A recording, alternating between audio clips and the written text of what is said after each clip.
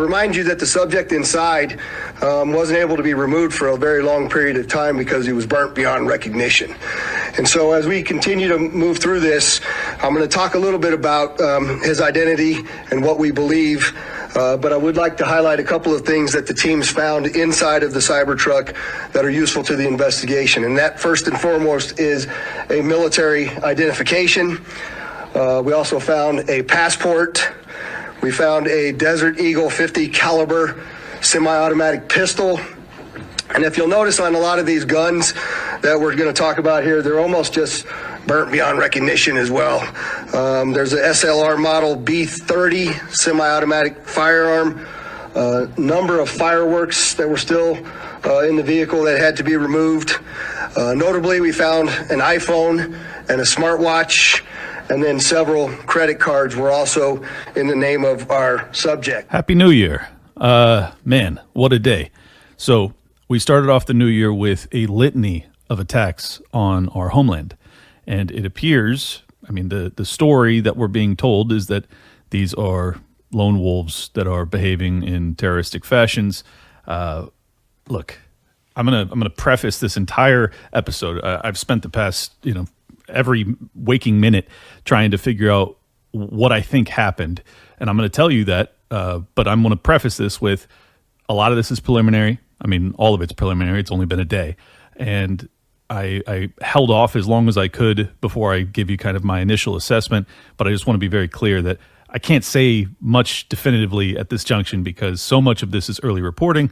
It's all early reporting, and we don't know what will change, and we ultimately don't know what investigations will, one, be done, and what will, turn up as a consequence of that. So just take all of this with a grain of salt, but I have a ton of information for you to process and for you to consider for yourself and to come to your own conclusion as to what you think is most likely as to what transpired. So there was 4 different major events yesterday. The first one happened in the early hours of January 1st. I believe it was somewhere around 4 a.m. A man in a electric truck, a Lightning, Ford Lightning electric truck. His name was Shamsud Din Jabbar. He's a United States military veteran, and he served. He was stationed out of Fort Bragg about a decade ago, allegedly at the same location as the attacker in Las Vegas. There was 14 people killed, and what transpired with that attack was that apparently there was multiple IEDs that were located at different spots throughout the city. I've been to New Orleans, I think only once, maybe twice, and it is a soft target, to put it mildly. I mean, Bourbon Street is just a bunch of bars and drunk people, and that's it. And it's large, like the streets are essentially shut down at night when the people are out partying, and they have barricades, or they had hydraulic barricades that permitted or did not permit vehicles to transit these roads at the peak party time. But apparently those barricades were removed and they were going to be replaced. Bad timing.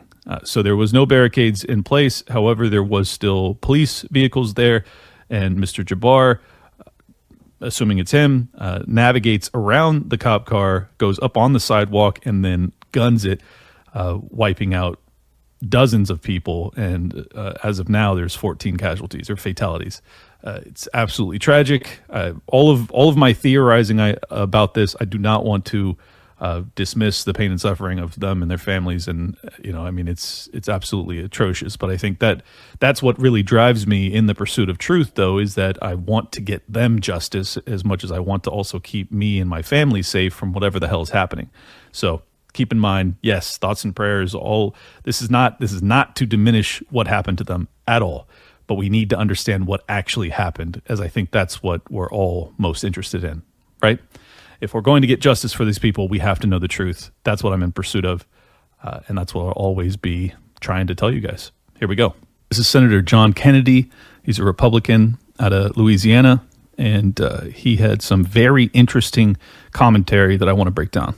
The federal government is now in charge of this investigation. By that, I mean the White House, the FBI, the Department of Homeland Security, and the Department of Justice.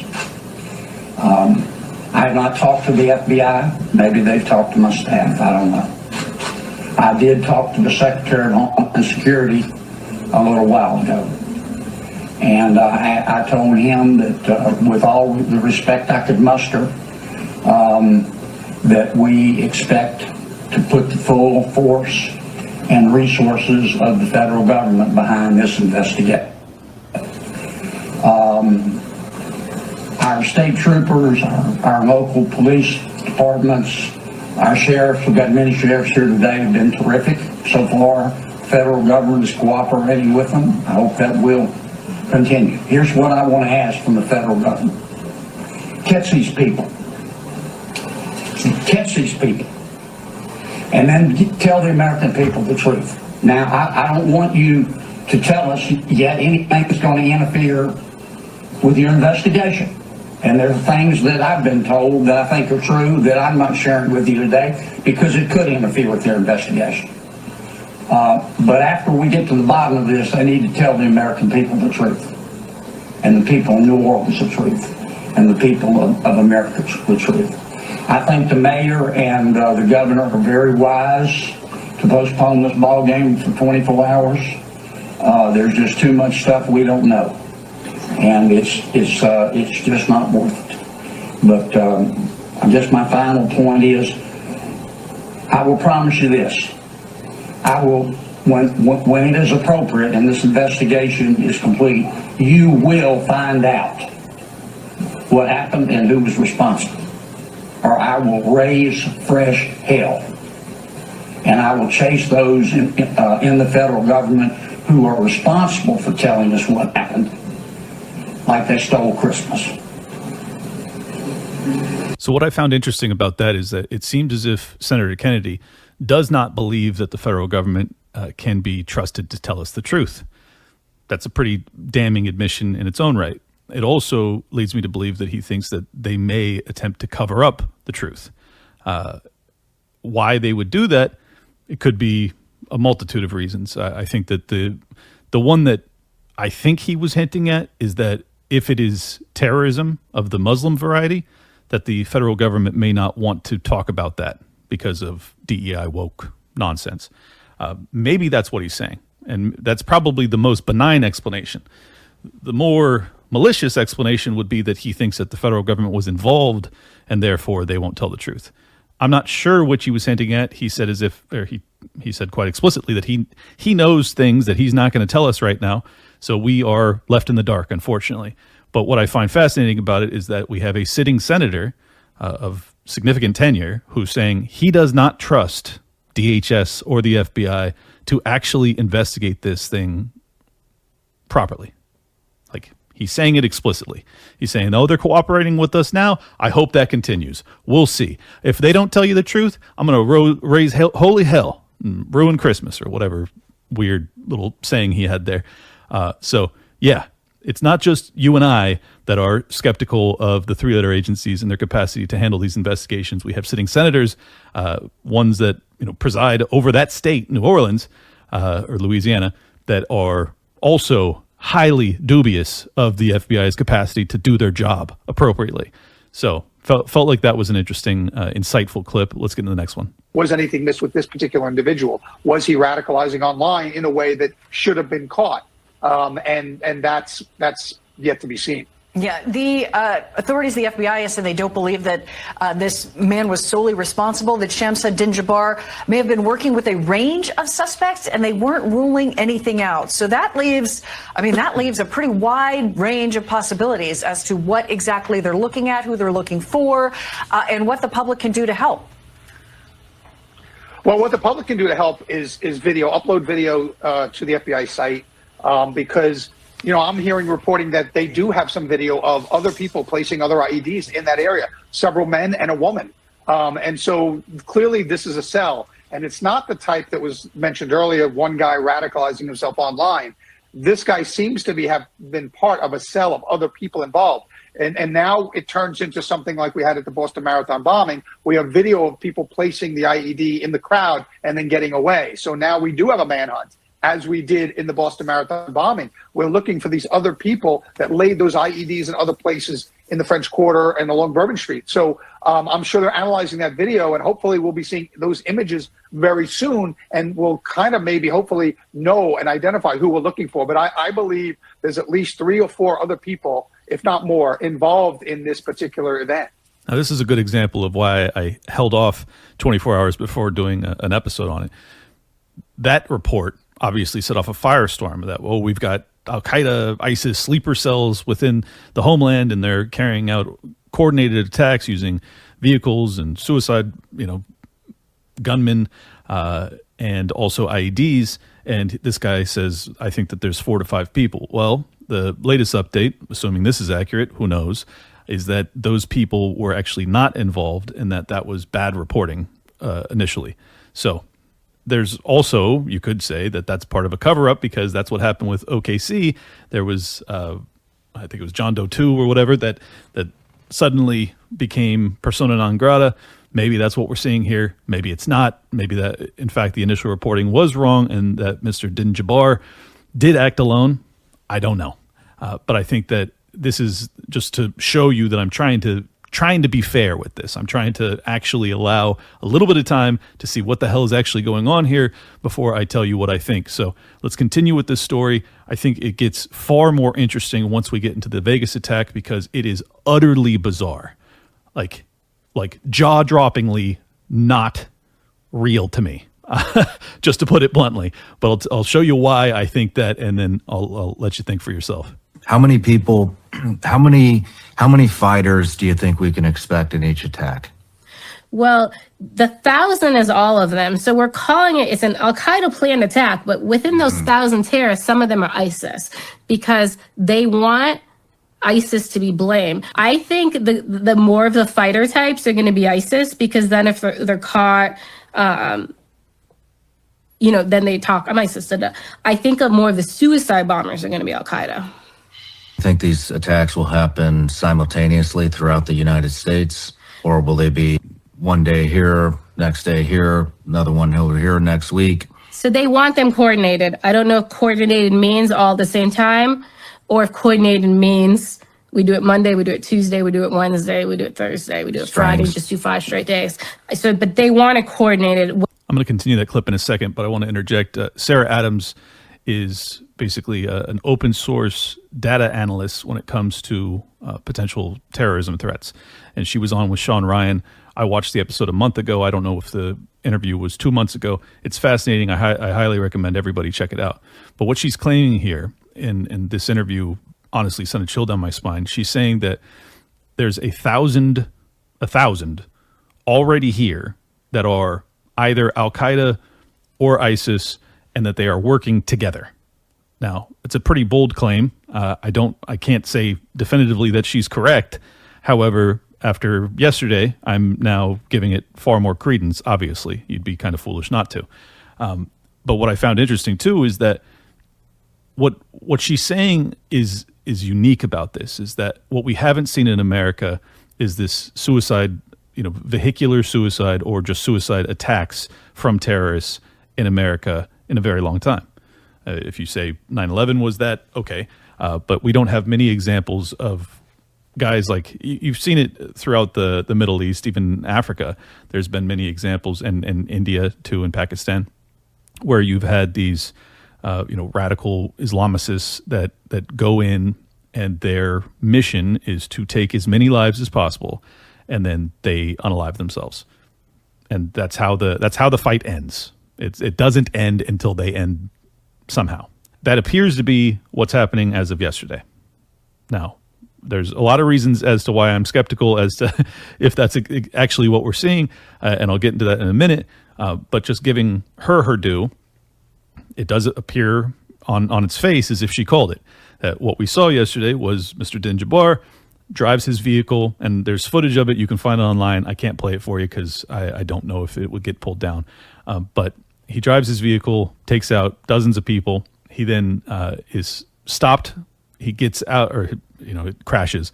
He gets out of the vehicle and starts shooting. It looks like local PD is responsible for taking him down, but he had body armor. I think he had an AR-15. It may have been an AK-style rifle. I'm not sure which. And he after taking all of these lives and causing all of this chaos, he's then getting out to take more lives and basically going down in a blaze of unglory, if you will. So that's what happened in New Orleans. In Las Vegas, this guy takes a Cybertruck, and I'm going to get into the details of this story. As I said earlier, it's just crazy bizarre. Unalives himself just before igniting what amounts to a firework bomb, incendiary bomb. It's garbage. It's not a device that is going to create a mass casualty event, which does not align with what Miss Adams is saying here. So that's why I'm so skeptical of it. Also, it is a Trump supporting Elon fan that's allegedly responsible for this. He's also a special forces guy and a 20-year military veteran with a newborn at home. Okay, I'll leave that there for now, but you can see why these two attacks are different. However, they were both stationed at Fort Bragg 10, 12 years ago at the same time. Now, we don't know at this point if they knew each other, but that adds to the bizarre nature of all this. What also kind of conflicts with what she says versus what we saw yesterday is that she's saying that these are going to be Al-Qaeda or ISIS fighters. These are American military veterans. And I feel like that's the aspect of this story that has been slept on the most, that everyone's just going like, well, Iran or Muslims or, Islamic terrorism, that's what we're dealing with. And maybe they're right. But these are heinous acts that are being committed by U.S. citizens, U.S. military veterans, no less. That is very concerning. And it instantly made me start to dig deeper to say, okay, is this in fact just U.S. military veterans that were radicalized online? Is it that simple? Could it be MK Ultra? I know it sounds crazy. I'm not going there. I'm just saying, could it be? I don't know. Is this Gladio? Is this? There's lots of different CIA projects that could lead down this path.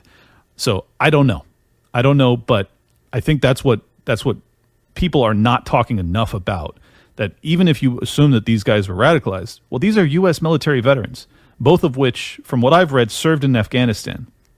So, that's a cause for much bigger concern than what we thought initially, because this is not just, we shut down the border and we deport all of these Muslim extremists.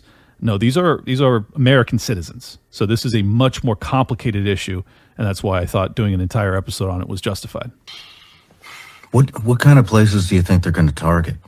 So this is what's complicated. So Al-Qaeda's preference, as you can imagine, is symbols of the U.S. or anything that causes economic damage, right? So Capitol is a great symbol. I feel like bridges or any kind of public transportation always matters because it puts costs against us and it causes fear. But here's where it gets complicated. So remember, the terrorists might have their goal is they're going to attack the metro in DC, right? But remember, some of these terrorists are going to be ISIS. And remember, they can change location. So the ISIS guy might go down the metro and say, there's not many people down here. I'll kill 20, but there's a event going on. I'm going to go up there, right? And because ISIS is a little different. ISIS just wants mass casualty. In my opinion, terrorists in general just leaving Afghanistan, a lot of them are coming up through the Darien Gap to the border. And there was a big push, right? Get in the U.S. while you can. Now, not all those Al-Qaeda's attackers, right? But they came in with fake Afghan passports. They came in with fake Syrian passports, fake Turkish passports. Those are the kind of the three preferences because they're easiest to get. And then, if our Border Patrol agents, a lot of them haven't been overseas, right? If an Egyptian shows up at the border with a Syrian passport, is he going to know that person? So what I thought was interesting about that clip is that you have these two different end goals. The ISIS fighter, as she said, would be more interested in just getting the highest body count possible, whereas the Al-Qaeda fighter is more interested in symbolism or the symbology of the attack or the target of the attack. As evidence on 9/11, you go after the two largest towers in the capital of our most bustling city of New York.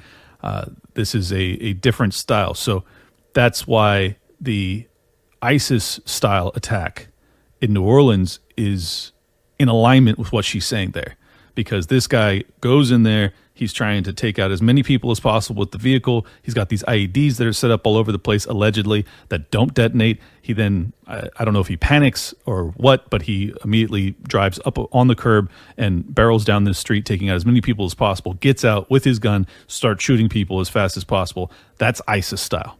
That is like clearly what she's saying there. That is ISIS style. We also have initial reports that there's this black flag in the truck bed. I don't know definitively that it was an ISIS flag, but that's what some of the reporting had been. I've also seen other reports saying that's wrong and that the flag was upside down, which would be totally bizarre if so, but that's the claim. So take that part with a grain of salt. However, I do think it's fair to say that that attack in New Orleans is ISIS styled. That does not mean that, in fact, it's an ISIS terrorist that did it, but it does mean that that's in alignment with what she was warning about. The Vegas attack is different. It's extraordinarily symbolic. You have a Cybertruck, Elon. You have a Trump hotel in Las Vegas, the incoming president. You have the fact that Elon is largely responsible for assisting Donald Trump in winning the presidency. You also have the fact that Donald Trump is perceived to be, I hope, in opposition to continuing the war in Ukraine. You then have the fact that the Vegas attacker, assuming it's in fact him, is seen in a T-shirt that is basically I'll show you it in a second, is a like Slava Ukrainia type of shirt.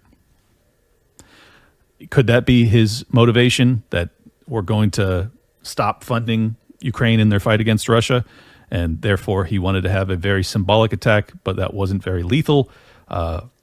Okay, maybe. I mean, it seems like a bizarre way to do it, but just on its face, though, super, super symbolic. So that would be more in alignment with the Al-Qaeda style attack. So we have, according to what she said, it was going to be ISIS styled and Al-Qaeda styled. Well, on its face, you can make a pretty strong claim that what we saw yesterday was an ISIS style attack immediately followed by an Al-Qaeda style attack. Let's keep going. Good evening. I'm Shamsuddin Jabbar, property manager with Blue Meadow Properties and team lead at the Midas Group at Core Realty. I just want to say hello and let you know a little bit about me. So I'm born and raised in Beaumont, Texas, and now live in Houston. And I've been here all my life, with the exception of traveling for the military, where I spent 10 years as a human resources specialist and IT specialist, where I learned the meaning of great service and what it means to be responsive and take everything seriously, dotting I's and crossing T's to make sure that things go off without a hitch. So I've taken those skills and applied them to my career as a real estate agent, where I feel like what really sets me apart from other agents is my ability to be able to, one, be a fierce negotiator. So not only do I brilliantly market your property to make sure it gets sold as quickly as possible or gets leased as quickly as possible, but I'm also going to take every ounce of energy and putting it into negotiating for you and for your property to get the best deal that you can possibly get for. So that's Mr. Dinjabar. That's allegedly the guy who's responsible for the truck attack in New Orleans yesterday morning, early hours yesterday morning. Born and raised Texas. He has a Texas accent. Like, I'm not saying he couldn't have been some radical Muslim ISIS extremist. Maybe he was. You watch that interview and it's hard to believe, isn't it? I mean, other than his name, you wouldn't, if you just listened to him, if you didn't watch that video, like if the audio listeners are just listening right now, you wouldn't be like, yeah, that's definitely an ISIS fighter. Like, right? Again, not saying he couldn't be, but I'm just saying instinct, gut reaction. I don't know. Now, he did say that he spent 10 years abroad in the military. Who knows? He could have committed or seen atrocious acts against Muslims and came back and became, radical. It's possible. But yeah, born and raised Texas guy, that seems like a stretch. Now, there are additional reports that he had a restraining order against him because of, I guess, spousal abuse with his wife. Also financial issues he was dealing with. Okay, maybe that could all feed into this. I don't know. but I just wanted you to hear from him. What do you think about him? What does that make you feel? Does that strike you as a guy who would become an ISIS terrorist that would strike in New Orleans? I don't know. I don't know. Obviously, I don't. But that's allegedly the guy who did it, and allegedly it was ISIS inspired, according to the President of the United States. Let's hear what he had to say. FBI also reported to me that mere hours before the attack, he posted videos on social media indicating that he was inspired by ISIS, expressing a desire to kill. The ISIS flag was found in his vehicle, which he rented to conduct this attack. So we have the President of the United States acknowledging the ISIS flag. Again, I've seen conflicting reports on that, so I can't say definitively. I also have not seen the videos that are allegedly posted to social media where he says that he has this desire to kill and all this other stuff. Given how much I've been online for the past 24 hours, I'm shocked if those videos are in fact true or real, because they haven't found their way across my timeline, and I've been searching for the latest over and over again. So that seems questionable. I'll just give it questionable because maybe it's happened and I haven't seen it. If you have seen it, please drop it in the comments below. I would love to see what this guy had to say to contrast that versus this real estate agent, U.S. military veteran, born in Texas guy versus, hey, I'm about to go commit a heinous act of terrorism. If that video exists, I would love to see it, genuinely. I think that would answer a lot as to, his character arc and to whether or not this is actually the driving factor behind what he ended up doing. I have to believe that it was in fact him that was responsible for that attack because he's deceased. They have his body, so I have to assume it's him. But it just the inspiration behind it seems bizarre to me at this point. Let's keep going. You can see the Cybertruck highlighted there. For extensive surveillance video, we were able to track him leaving there, and we know that he went to several different places along Las Vegas Boulevard, and he spent some time in a parking lot of a business near Flamingo and Las Vegas Boulevard. We then have a video of the truck pulling back onto Las Vegas Boulevard from the Sands.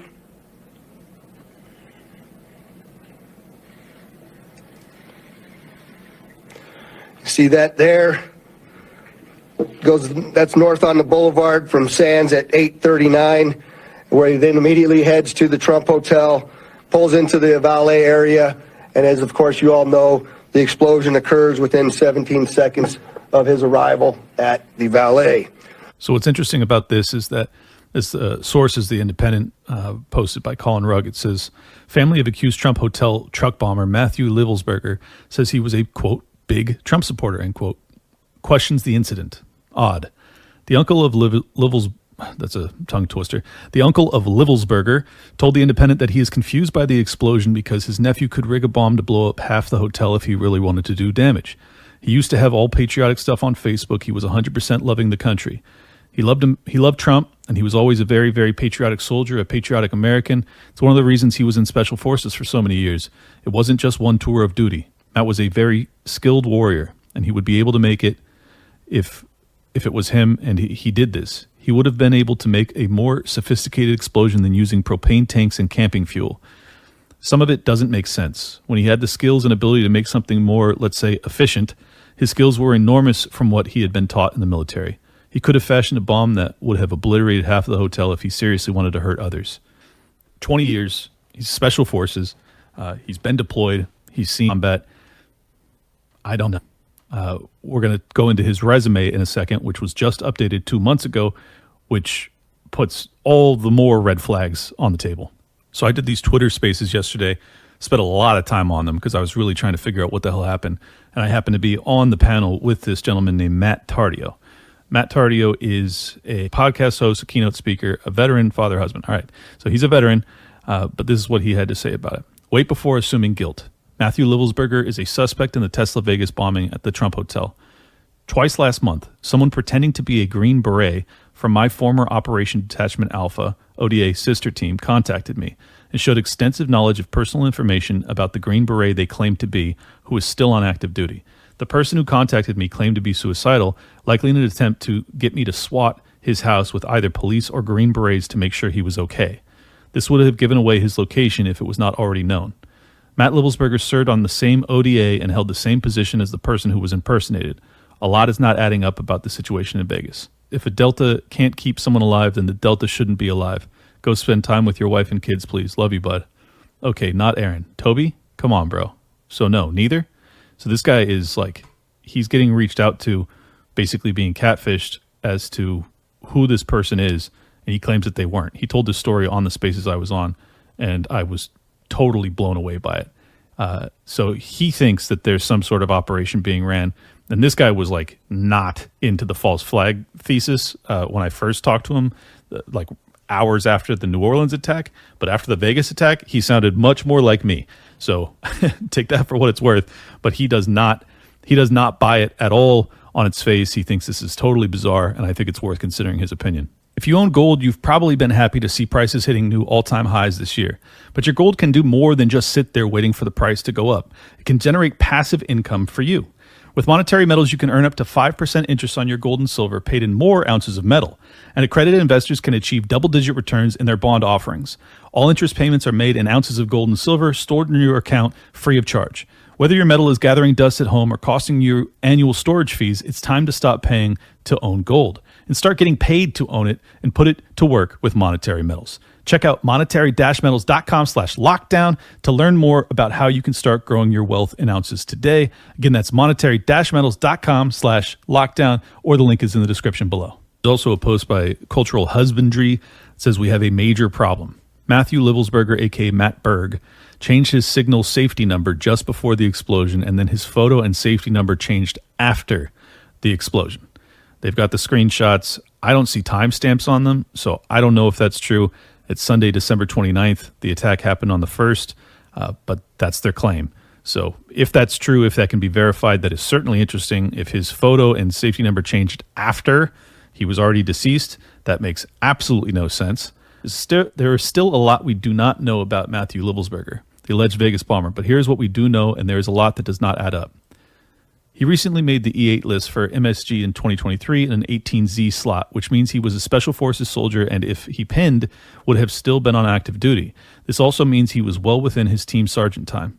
He was an 18E, Special Forces Communications Sergeant, and then went to the Fox course to become an 18F, Intelligence Sergeant, before making the E8 list. He also apparently was Small Unmanned Aircraft Systems qualified, which implies he had training as a drone pilot. I'm submitting a FOIA request for his military records, but expect that to take some time. He rented the Cybertruck from Turo, the same company which was used to rent the Lightning Ford truck in New Orleans, I might add. Interesting. They're also both electric vehicles. Just a weird coincidence, perhaps. Continuing. The same company that the NOLA terrorists used. The back of the truck was full of mortar fireworks, gasoline canisters, and campfire fuel canisters, which were all combustible but would not be ideal for an explosion to create maximum damage. Here's the crazy part. With the level of experience that he had, how does it make sense that he would rent a Cybertruck, which are known to be bulletproof, and fill it with ineffective explosives that he would know would not actually damage much, if anything?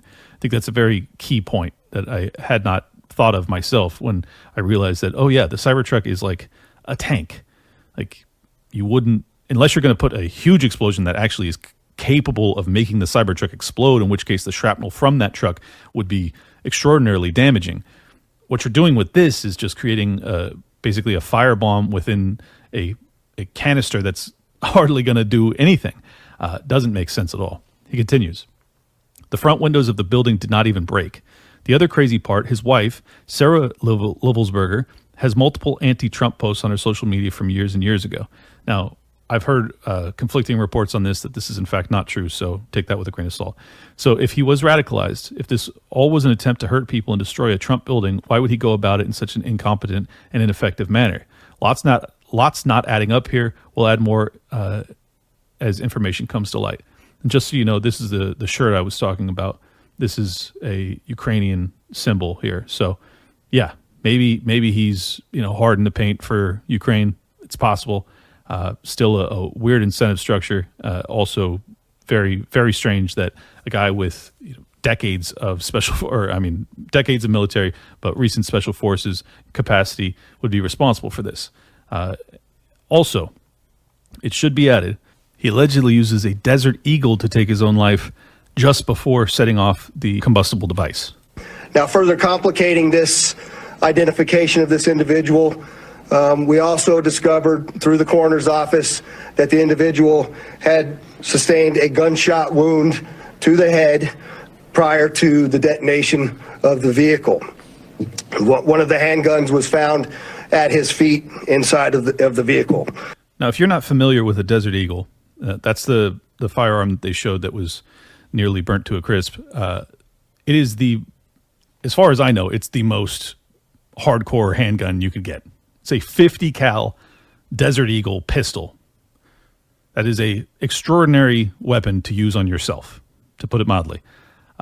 Also, if you're going to be in a vehicle that's going to blow up, why are you taking your own life? Doesn't that seem redundant? I hate to be crass, but like, you're going to perish in the explosion anyways, right? So, okay, weird. Also, it should be added that Cybertrucks are in fact self-driving. They are. Now, that does not mean, what I'm about to say does not mean that this is what happened, but I think it has to be on the table as an option. This guy, who doesn't seemingly have a very clear motive, he's also got a lot of reasons not to want to do this. He is in this vehicle and he is deceased, I guess, simultaneously as he sets off the explosion, or maybe the combustion from the pistol starts the chain effect of setting off the devices in the truck. I don't know. I don't know how you do that. I guess you hit the bomb and you pull the trigger at the same time. I don't know. That's the claim. I guess you have to believe that's what the claim is, right? Or it's self-driving, or it's summoned, and he is already deceased, and he is placed in that vehicle and then sent to the location for it to be ignited. You have to consider this. You have to consider it. We're talking about now. Let's also add these vehicles, particularly in any self-driving vehicle, as far as I know, but certainly Teslas. They have cameras that are constantly recording the driver because they want to make sure, and they actually look at your eyes and they check your eyes to make sure that you're looking at the road. Because even when you're in self-driving mode, you still have to keep your eyes on the road, or else self-driving will turn off. Okay, so we have to assume that his eyes are on the road, or that security precaution has been disabled somehow. And if that has happened, well, then that should be evident during this investigation. So I think that's the key question.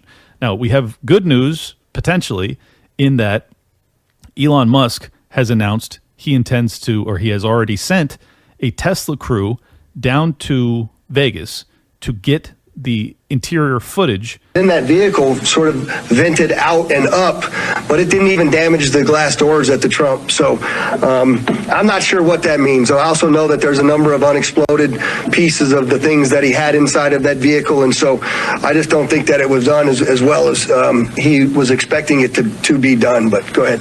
Sofia Rodriguez with Univision Vegas. I was wondering, were you able to recover the video from the Cybertruck, or was that destructive? So the question is, are we able to recover the video from the Cybertruck?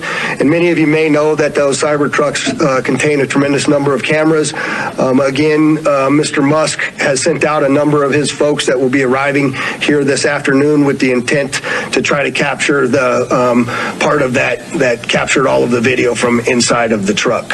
Sir? Just quickly, you had mentioned a number of the components in the back of the truck that did not go off. Maybe this is a better suited question for ATF, but when it comes to the rudimentary nature of the bomb, I think we mostly think of a bomb that is connected. This seems like individual kind of incendiary and combustible components put together. Can you speak to how you think this is a bomb, or was it just several pieces of things that might blow off, that might explode, that were just lit and gone off at the same time? Yeah, I'll tell you, it does appear that it was, I just want to be careful with my language here, but the level of sophistication is not what we would expect from an individual with this type of military experience. That most of the materials inside that Tesla were fuel to help fuel a greater explosion. But it's too early to answer any question as if there was sophisticated connectivity to those components to make it ignite in the way that it did. So you actually have investigators in Vegas that are saying what I'm saying. It doesn't make sense that a guy with special forces background would create a explosive device that's this rudimentary. It's bizarre. He used fireworks, for God's sakes. Anybody else? You think that makes sense? Now, it's certainly eye-popping. It's eye-catching. You're like, whoa, there's this big explosion with fireworks. But like, in terms of actually causing casualties, there's none, aside from himself, which apparently wasn't even necessary because he took his own life just before the explosion. I mean, I'm not the only one here, right? Like, you must think this is weird, I assume. Just like the New Orleans story, I think I could be convinced that in fact this is ISIS inspired, particularly if we have video of him saying it just before or hours prior, as Joe Biden said, where he's saying, this is what I'm doing, this is why. Okay, maybe I'll buy that one. This Vegas story, though, does not make sense at all. At all. It gets weirder, okay? So, Mr. Livelsberger was stationed in Germany. Do you know what happened in Germany just the day prior? Yeah, get ready for this. So Matthew Livelsberger was stationed in Germany as a U.S. Special Forces soldier, and this attack happened on Christmas Eve or Christmas Day, I forget which. Germany tries to untangle complex profile of market attack suspect. This is from the New York Times. The authorities said they were struggling to understand the motives behind ramming a car into a Christian market in the eastern city of Magdeburg, which left a 9-year-old boy among the 5 dead. So it killed 5 people. It was a terrible attack, very, very reminiscent of what happened in New Orleans just yesterday morning. Frequent critic on social media of the German government, as well as of radical Islam, a reclusive neighbor who appeared to live most of his life on the internet. A man whose extreme political postings online prompted an alert to Germany from Saudi Arabia. Officials in Germany were trying on Sunday to piece together the complicated profile of the man in custody suspected of killing 5 people by driving an SUV into a crowd at a Christmas market 2 days earlier, an attack that has stunned the country. The authorities have described the suspect as a 50-year-old Saudi doctor who had been living in Germany for nearly 2 decades. They say they are still trying to determine his motives. The man worked as a psychiatrist in their closed ward, treating offenders who suffer from drug addiction. The victims in the assault, which took place in the eastern city of Magdeburg, were a 9-year-old boy and 4 women aged 45 to 75. The police said in a statement on Sunday. More than 200 others were wounded, 41 of them seriously, in the attack that shattered the peace of Germany's Christmas season, which is celebrated in hundreds of outdoor markets around the country. The suspect, identified as Talab A, in keeping with German privacy laws, was questioned on Saturday, security officials said. On Sunday, a judge ordered him to remain in detention as the authorities continued their investigations. Officials said that they were still trying to understand why the attacker decided to drive the SUV, a rented vehicle, into the crowded Christmas market, which was being held in a square in front of Magdeburg City Hall. Additionally, on New Year's Eve, Berlin police say they have detained a man who attacked 2 people with a knife. Berlin police say they detained a man Tuesday who attacked and injured 2 people in the city's Charlottenburg neighborhood, further jolting Germany days after a deadly Christmas market attack elsewhere in the country. Police said the attacker was a Syrian citizen with residency in Sweden. Initial findings indicate that the suspect may have signs of mental illness and that there is not indication for a terrorist motivation. Sure.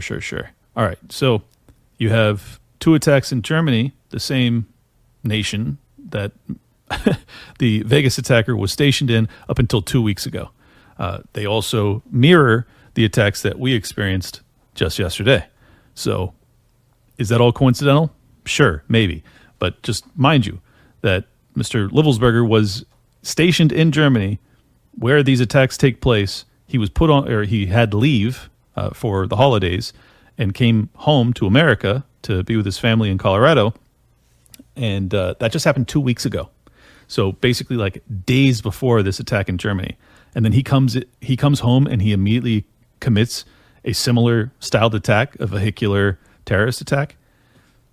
Look, I'm not saying that that's definitely connected, but it's worth considering. It's absolutely worth considering. Also, odd that a man he's 38, he's obviously married, he has a newborn at home, and he goes to Vegas for New Year's Eve. Like, sure, some guys in their late 30s might still be doing that. I don't know. But if you've been away, serving your country in Germany.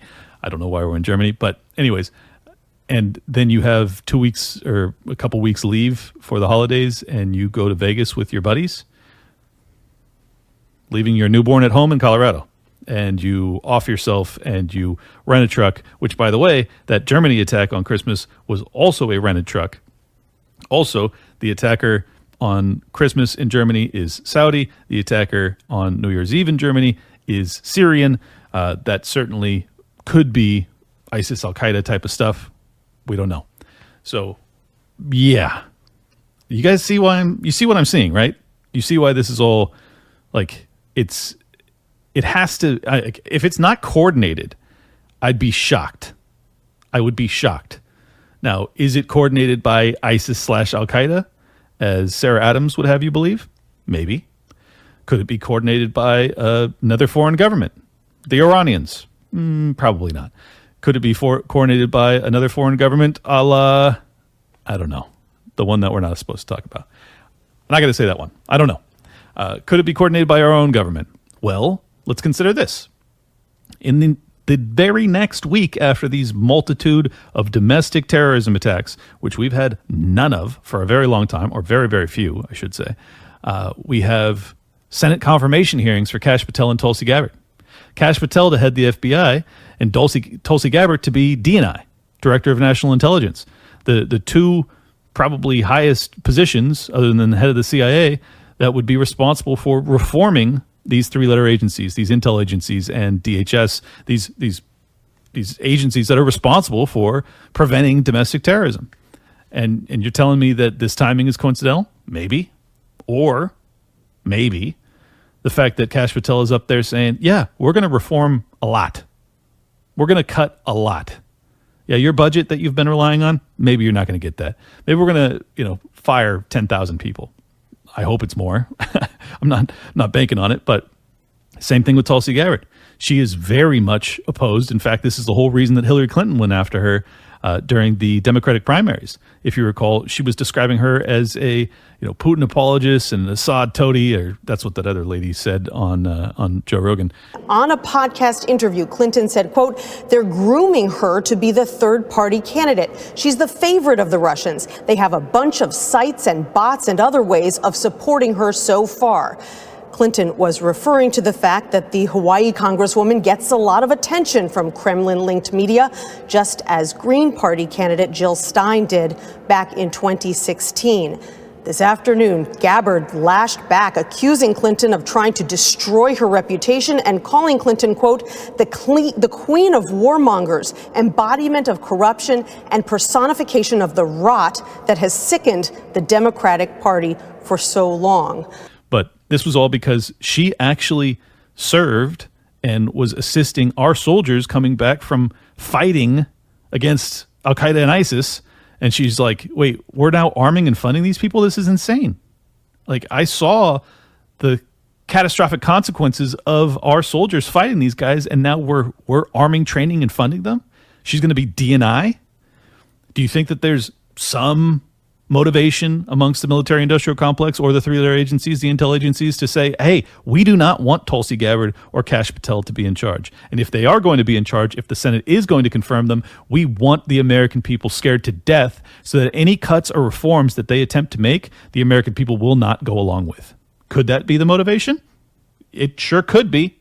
Not saying it is, but if you aren't considering that angle, you're crazy. That has to be an angle of consideration and concern. I mean, these are major reformers that are coming in here. At least that's what they've advertised. Whether or not they'll do it, we don't know. It's TBD. Same with Trump, for that matter, or Kennedy at HHS. I certainly hope so, and I have a relatively high amount of faith that he'll reform a lot. But I don't know. This is all, like, I haven't seen much reform in my lifetime in the federal government. So for me to have any optimism is already pushing it. I'm naturally pretty pessimistic about reforming the system, but Tulsi Gabbard, Kash Patel are certainly reformers in terms of lip service. There is a lot of motivation to try and stop these people, or at least create public distrust of any reforms that they might attempt to make. So that is another consideration that has to be on the table. So yeah, add all of this up and you're like, what the fuck are we talking about here? What is this? And at the end of the day, just as I open up this episode, I don't know. I'm not sure.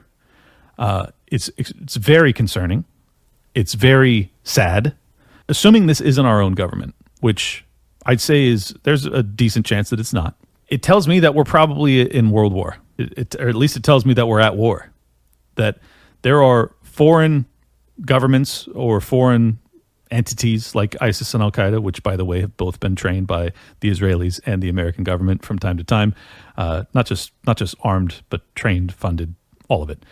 So even if it is them and they're not a government, not a foreign government, it's still kind of a government that could be behind this. So you gotta remember at all times that these nefarious terrorist groups usually have state sponsors.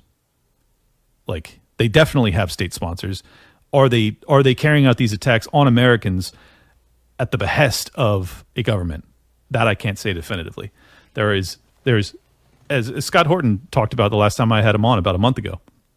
He's very concerned about actual Muslim extremist terrorist attacks in America. And I take his concern seriously. And I think that there's a distinct possibility that's what we saw yesterday, particularly in New Orleans. But the fact that it's a U.S. soldier gives me pause on just saying Scott was right. That's what this is. This is Al-Qaeda, ISIS inspired. That's all that there is to this. I think it's deeper than that. The symbolic nature, particularly of the Cybertruck explosion using a special forces guy, 20-year military veteran, with fireworks to basically only take his own life. Oh, and might I add, he takes his own life just before he detonates the bomb, which doesn't kill anybody but him, doesn't even break the glass on Trump Tower. However, you have the incredible jaw-dropping optics of this fireworks explosion in a Cybertruck, this new space-age vehicle that's directly in front of Trump International Hotel. And you're telling me that symbology is accidental? Definitely not. So, yeah, that's where I'm at with it. And as I said to open, not going to begin to say that I know definitively, but we need to demand real investigative reporting and real investigations. Because I have, as Senator Kennedy said, little trust in these people. I mean, he didn't say that, but that's what he was saying. He does not trust the FBI or DHS to actually investigate this issue. Here's the downside of this. Because we don't have governmental institutions that we trust any longer, and deservedly so, they did it to themselves, we are now reliant on independent journalists, which apparently I'm now kind of one, even though I'm just scraping the internet to try and figure out what the fuck's happening. But we have a lot of independent journalists that are doing really good work and better work than the feds. So that's the upside, is that now we have these other independent-minded people that are genuinely interested in the truth, that are out there pursuing this 24/7. The downside is that many of these people are not really good at the job, like me. Like, I am not equipped to be doing criminal terrorist investigations to figure out what the fuck happened, but I'm kind of now put in that role because we don't have institutions that are reliably going to pursue it themselves. So I will continue to try and convey the evidence to you as best I can, as unbiased as I can.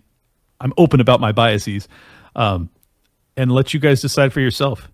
But I think that what I've shown you over the past hour is enough for all of us to go, yeah, there's something very weird going on here. I didn't even mention that there was 2 other attacks the same day that I don't think meet the threshold of terrorism, but there was a hostage situation in Vegas late that afternoon, January 1st afternoon. It was diffused and undone. Lots of crazy shit happens in Vegas every day. So I'm just going to assume that was a crazy dude who took control of people and then it got resolved. There was also a fairly major shooting in Queens last night. And to the best of my knowledge, no one actually died, thankfully, but a bunch of people got shot. It looks like it was at a nightclub, and it was probably, gang or just bar fight type of shit. So I don't think that rises to the level of terrorism. But what you can see is, because you have these 2 attacks which appear to be, in my opinion, terrorism, the Vegas and New Orleans, that then you have these other events that are, violent crime, that everybody jumps to the conclusion, this is terrorism. But see, this is the entire idea behind terrorism, is that once you have the population scared, that everything they see around them, they're scared by. And they assume that, oh, this is more of that thing that I'm on guard for. And I think that's what makes this really challenging to try and assess the truth, is that once you're just looking for terrorism, that's all you're going to see. And if you're just looking, same thing, libertarians have to caution themselves against this, including myself. Once you're just looking for false flags, once you're just looking for United States government three-letter agencies that are responsible for doing shady shit, that's all you see. That's not all that happens. There are groups all over the world that do not like Americans, okay? That's quite obvious, and in many ways justifiably so. After decades of war and bombing campaigns and CIA black sites and torture and everything else, like, there's a lot of justifiable reason for hate. There's also a lot of unjustifiable reason that they're Islamicists and they want to have a caliphate, and anybody that's not a believer needs to perish. That exists too. So you have to just keep all of this in your head at the same time. And I know it's really hard. I struggle with it myself. But I think that's the only way that you can actually really assess this and come to a fair conclusion, or at least a fair initial assessment as to what we're experiencing. And this is why I bring it all up, and this is why I'm ultimately so concerned that we pursue the truth on this and we don't panic. This is the Soros-backed DA of New Orleans, Jason Williams. Things are going to have to change. Just after 9/11, I remember a time when I could run from my car to the gate to catch a flight. After 9/11, we realized we need to do things very, very differently so that we can all arrive at our destination safely. I think you're going to see a lot of things change in the city of New Orleans. And actually, I think you're going to see a lot of things change in this country in terms of how we handle large-scale events, where there's pedestrian access and where vehicles are allowed. I think you're going to see things change in terms of the level of surveillance that we have in this country. We've pushed back against some of that, but when you look at places like the UK and other European places where CCTV is very commonplace and used proactively so that it can look for signs or indications of an attack, I think you're going to start seeing those things in this city because I'm going to be pushing for them, and you're going to probably see them in a lot of other places that are destination cities like the city of New Orleans. We failed to keep you safe, and now we're going to need to obliterate the Bill of Rights to keep you safe, even though we couldn't keep you safe after basically obliterating the Bill of Rights with the Patriot Act 20 years ago. Fuck you. Let me make that real clear. Fuck you. No. I'm not interested in living in a further police state, a surveillance state. And might I add, despite the fact that you've already disarmed the people of the UK and put up cameras everywhere, they still deal with terrorism regularly and stabbings and everything else and vehicle attacks. So no. How about that? How about we have a Bill of Rights that says you can't do that? Are we just fucking forgetting about that entirely? I absolutely reject this. And this is why I think it's so important that we do not accept at face value the initial reports from the government when it comes to these attacks, because they're going to try and paint it as favorably for their ends as humanly possible. Well, at least I'm being open about my ends. My ends, my intended end goal with this analysis is that we do not lose any more freedom. Okay? Also, I would like us to be safe, yes. But at the end of the day, my highest priority is that we do not give away more of our rights, because they are fucking God-given and you don't have a right to take them away in the first place. But as you can tell right there, this Soros-backed DA scumbag is absolutely angling to do so, and he says it explicitly that he intends to be pushing for this. And guess what? You will see a lot of people in Congress, including Republicans, who will attempt through hook or by crook to increase surveillance as if they don't already have enough funding or tools in the first place. They have re-upped warrantless spying. Okay? They already can spy on us without a warrant, which is, I don't know, the clearest example of a violation of the Constitution I've ever heard of in my entire fucking life. You think they won't try and take more? You think they won't try and take away additional firearms? Because that's what they do all the time. You think it's coincidental that both of these attackers had, I think it was an AR-15 or AK-47 and an AR-10? Like, oh yeah, they just both happen to have assault rifles. Gonna have to do something about that, right? Gonna have to have cameras a la the UK in America. No. I don't want to live like that. I don't know any American that does, and it's not going to keep us more safe because you sons of bitches already have the capacity, funding, and technology to spy on us 24/7, and you don't keep us safe. You can't even control our own fucking borders, but you're going to have surveillance up my ass? I reject it. Everybody ought to. And Congress will be maneuvering similarly. Don't get it twisted. Don't think because I voted for Trump that I'm some ride or die Republican. Far from it. These people absolutely don't give a shit about your privacy rights, and they certainly don't give a fuck about ending the war on terror or ending the military-industrial complex or ending the empire and stopping creating additional animosity all over the world to justify the ground invasion that we've experienced over the past 4 years that leads to all of these potentials for sleeper cells, as Sarah Adams detailed, with 1,000 guys here ready to be activated at any time. They can't keep you safe. You can. If you allow them to disarm you, you will not be more safe. I promise you that. If you allow them to surveil you 24/7, you will not be more safe. I promise you that. You will be less free and less safe. That's where this ends. And that is why I did this episode. Because I think you guys all know that, but anytime there's a terrorist, action, people tend to forget what matters most. And what matters most is not safety. What matters most is freedom, because freedom leads to safety. Don't get it twisted. Don't let them convince you otherwise, and don't let them invert that reality. You are not safer when you have a totalitarian government that surveils you 24/7. That's just a fact. If you don't believe me, look at any government that surveils its people 24/7 and ask yourself, do they seem as if they're crushing?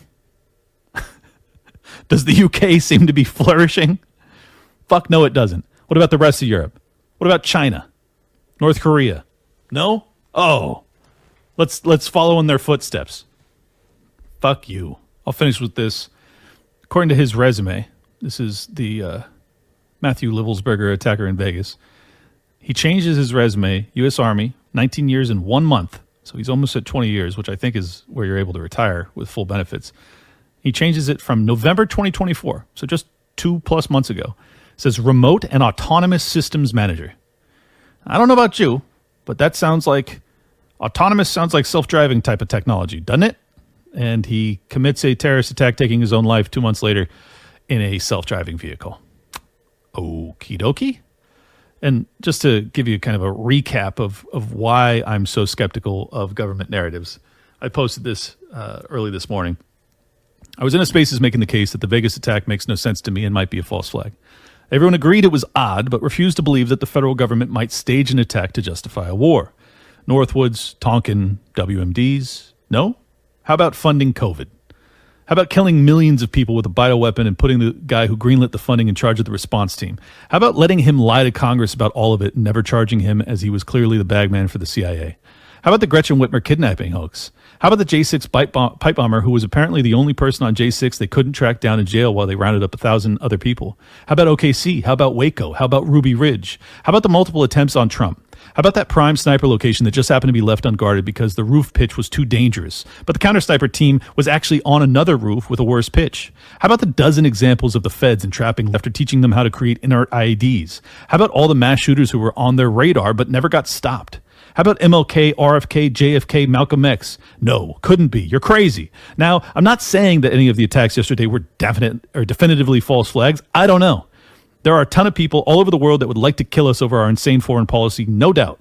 But if you think it's impossible that the U.S. government was responsible for these attacks, you simply don't know what your government is or what it's capable of. Now, fortunately, I've got a great audience that undoubtedly does know what this government is and what it's capable of. So I just want to remind you that you're not wrong and you're not crazy to question these narratives that are foisted upon you in the aftermath of catastrophic, horrific terrorist attacks. It does not make you mean, it does not make you heartless to say, I'm not sure what I actually just witnessed. Let's give it time. Let's be cautious. Let's think for ourselves. Let's dig deeper. Let's rely on sources that are actually interested in the truth as opposed to narratives. And let's fucking come to a conclusion that does not result in insult to injury, insult being that our rights are eroded further after the injuries to our fellow countrymen. I think that's the gravest injustice of all. And I think that the people that perished on 9/11, as catastrophic and heartbreaking as that was, would not feel better that we then went and invaded multiple countries that had nothing to do with 9/11 and the aftermath. That is not justice. In fact, it is the heartless, that is the true heartless way of dealing with acts of terrorism, is to just accept whatever the government tells you and allow them to go out and bomb whoever they want as a consequence of it. Think for yourself. That's all I ask. Thank you guys so much for tuning in. Please do hit the like button, subscribe, share this around, particularly now. For those that are panicked, send this to them. Let them actually evaluate this information for themselves and think for themselves. And hopefully we can diminish the panic in this country and preserve our God-given rights. See you soon. Welcome to Liberty Lockdown. Please scan your barcode. Your liberty ain't gone, but yeah, it's on hold. Where did it come from and where did it go?